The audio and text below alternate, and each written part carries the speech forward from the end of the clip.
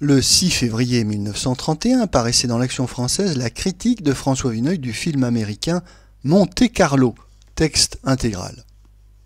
Nous n'attendions certainement pas grand-chose de Monte Carlo d'Ernst Lubitsch, qui débuta jadis dans le grand spectacle historique, puis réalisa une seule fois une fine étude de mœurs, L'éventail de Lady Windermere, pour se vendre enfin, sans remords, à l'opérette viennoise où il a pastiché lui-même sa première manière.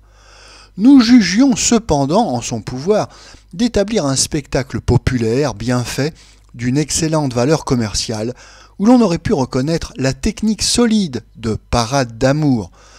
Mais ce jovial Ernst Lubitsch, ayant résigné toute ambition spirituelle, jouit des avantages de la fortune et dépêche de temps à autre 2000 mètres de pellicule dont on se demande vraiment s'il y a jeté un regard avant de les livrer aux aveugles des services de la vente.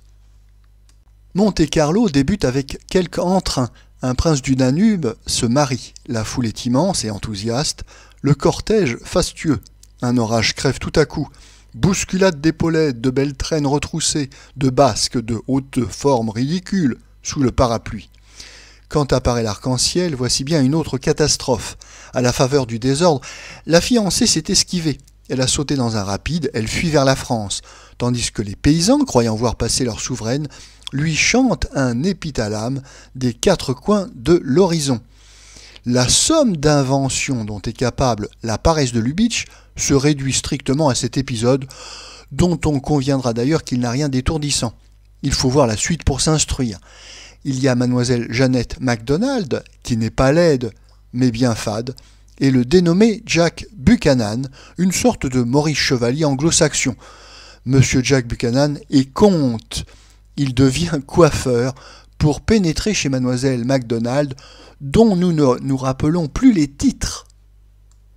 Et voilà 1500 mètres de tête-à-tête, avec des fausses sorties, des crises de larmes, ouvrez les guillemets, fi donc, coiffeur, fermez les guillemets, et ouvrez les guillemets, cher comte, me pardonnerez-vous jamais, fermez les guillemets.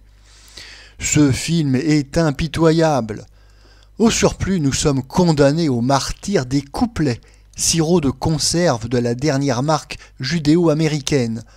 Il est étrange que l'on soumette au public un spectacle si parfaitement et irrémédiablement ennuyeux, car il ne s'agit même plus ici de la qualité des distractions offertes. Il faut savoir si un adulte sachant lire et écrire peut se distraire un instant devant Monte Carlo. Cela nous semble impossible.